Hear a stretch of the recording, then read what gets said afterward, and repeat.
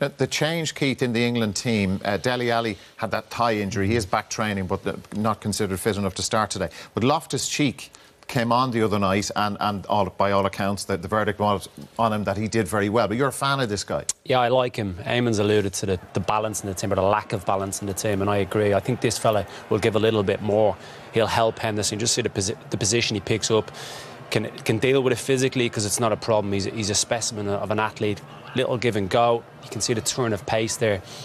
He's had a frustrating career to date. I mentioned the under-21 championships a few years ago. He played in that under Gareth Southgate, so he's a player he knows very, very well. He's played as a number 10, but for Crystal Palace this year under Roy Hodgson, and Damien will know this, in terms of tactically, he takes things on very, very well.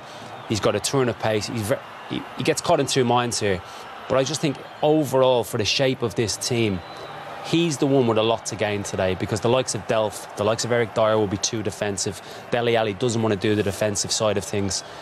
It could be a massive 90 minutes for him to cement a place in that midfield, because I do think there's an opening, especially going into a tougher test against Belgium in a few days' time. Yeah, sorry, Dara, just to butt in, I went to watch him one of the last games of the season. It was Crystal Palace against Leicester, and he played left wing, more or less. And I'm texting Stephen Reid, who obviously coached him at the club after the game, and he's like a Rolls Royce. I would have given him man of the match after 45 minutes. He was involved in everything, scored, set up two.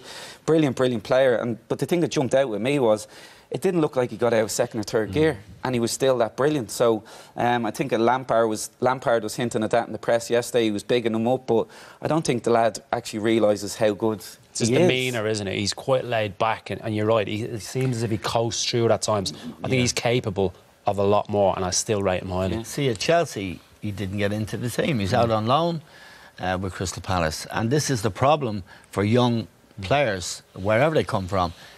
When they need a player now, they buy one for 50 million. If he's as good as Damien and Keith say, you know, he should have been in Chelsea teams, because they haven't been great, but he's not. But I think it's a big call, not just for today. If he plays Loftus-Cheek against the better teams, I'll be amazed if he acquits himself, because he hasn't enough experience of the Premier League. I think he's willing to go with you, though. I think by even the squad, and I think if he plays well today, I know it's Panama, I think he'll be in. He'll be in against Belgium, whatever way he goes with that. But I think there's a place in that midfield there for him, 1,000,000%.